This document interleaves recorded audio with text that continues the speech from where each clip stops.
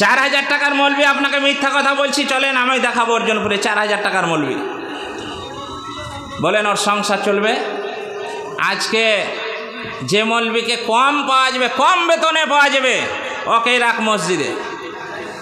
আচ্ছা, যার পিছনে নামাজ পড়ে আপনি জান্নাতের আশা করছেন, তাকে আপনি যাচাই বাছাই না করে বেতন নির্ধারণ করে দিলেন 4500 টাকা, আপনার নামাজ হবে তো? নামাজ আপনার হবে কোন আলেম বলেছে আমাকে, আমার কাছে নিয়ে আসেন, বুঝিয়ে দিতে বলেন সেই আলেমকে যে ওর পিছনে নামাজ হবে। কেমন করে হবে না? একটা আলেমকে যদি 6000 টাকা বেতন দেওয়া হয়, মিনিমাম 4000, 4500, 5000 টাকা বেতন দেওয়া হয়, তাহলে সেই আলেমটার সংসার চলবে? 6000 টাকা 4500 টাকা সংসার চলবে কারো চলা সম্ভব নয়। এটা যারা বেতন নির্ধারণ করছে তারাও জানে, যারা কমিটি আছে তারাও জানে, যারা মুসাল্লি আছে তারাও জানে যে তার সংসার চলবে না, তারপরেও বাধ্য হয়ে থাকছে।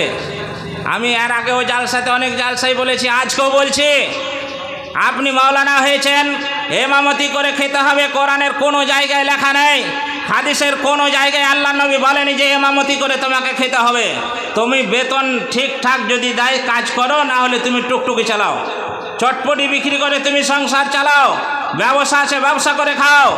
তুমি আজকে পাবলিক আমাদেরকে সস্তায় পেয়ে গেছে, তার জন্য পাবলিকেরও দোষ যা আছে মৌলবীদেরও কিছু দোষ আছে।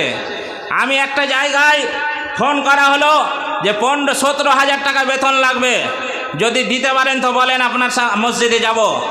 পরবর্তীতে শুনলাম যে একজনে 13,000 টাকায় থাকতে যে সে তাকে রেখে দিয়েছে। এরকম মৌলবি অনেক আছে যে আমি 10,000 টাকা না হলে থাকবো না। কিন্তু কিছু মৌলবি আছে যারা মৌলবি নয়, কোনো রকম দুটো কথা বলতে শিখেছে, তারা আজকে ওই 10,000 শুনে বলছে আমাকে 8,000 টাকা দিয়েন। 10,000 লাগবে না, কথা মিথ্যা বলছি। আমি যে একটা মসজিদে ছিলাম আজ থেকে 7 বছর আগে, সেই মসজিদটায় আমার বেতন ছিল তখন 8,000। 7 বছর আগে তখন ছিল 8,000।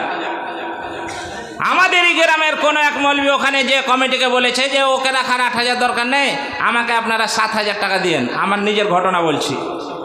তো বলেন পাবলিক কোথায় যাবে? বলেন, পাবলিক তো সস্তা যেখানে যাবে সেখানে যাবে। আজকে আমাদেরও কিছু দোষ আছে, পাবলিকেরও কিছু দোষ আছে।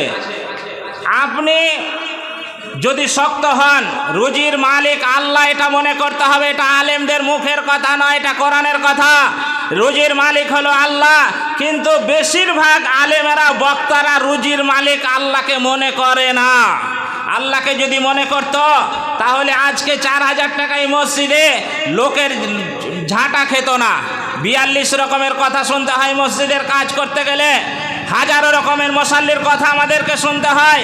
বইয়ের কাছে কোনো কথা চলে না, ঈসা ইমামের কাছে রাগ ঝাড়ে, এরকম অনেক মুসাল্লি আছে। আপনাদের এখানকার কথা আমি বলছি না।